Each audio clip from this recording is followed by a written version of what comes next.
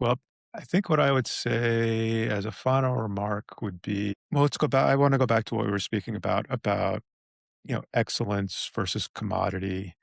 And in this time where all industries are being impacted or feeling fearful around changes in technology, right? This geometric progress that we're seeing right now in our time. If I leave a final remark or piece of advice or a piece of wisdom is what seems so new and so different.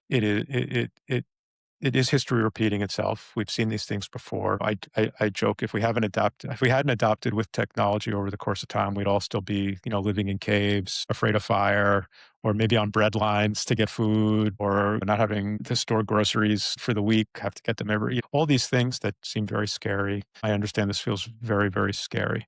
But if you stay committed, stay intrinsically motivated to your craft, using sound judgment, being very intentional with what you're creating, whatever that is, and you're using this new technology as a tool, not as a replacement, not to create slop, as you spoke of, not letting it commoditize you, because you can't commoditize judgment, you can't commoditize those things. You may be able to commoditize some skills, you'll be able to accelerate some skills, but never going to be able to commoditize taste and judgment or a commitment to excellence or that conviction. So my closing thoughts are on that is don't lean into that. Don't lean into the fear of the change. And there's a million situations that I'm sure everyone can find in their lives around this. I will tell two before we depart. In my own life is my father was a musician. When synthesizers and drum machines and sampling came, the sky was falling. He was going to be replaced and he was,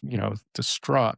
And then I fast forward a couple of years, and he's sitting in a home studio with a sampler and a synthesizer and a guitar on his lap, and he had adapted all the technology. And I said to him, Dad, what are you doing? He said, Oh, I'm able to do demos now all by myself. I can make more quality. I can figure out my ideas, and it was a progression. Though it was very scary for him in the beginning. In my own life, when I was a writer, and I went to work for David Letterman, was the time when spell check on Microsoft Word was becoming very good, and everybody was using it. And the people who were older than me and who had been writers for a long time still had thesauruses and dictionaries, stacked on their desks or on the bookcase behind them, and they would criticize me and make fun of me about using spell check, and they would make jokes to me like, "Oh, I put your name in spell check, Pomposello, and it corrected it to pimples," and they'd have ha ha ha and have me on the back and all these things. And in due course, they all started using spell check. The thesauruses and the dictionaries got dusty.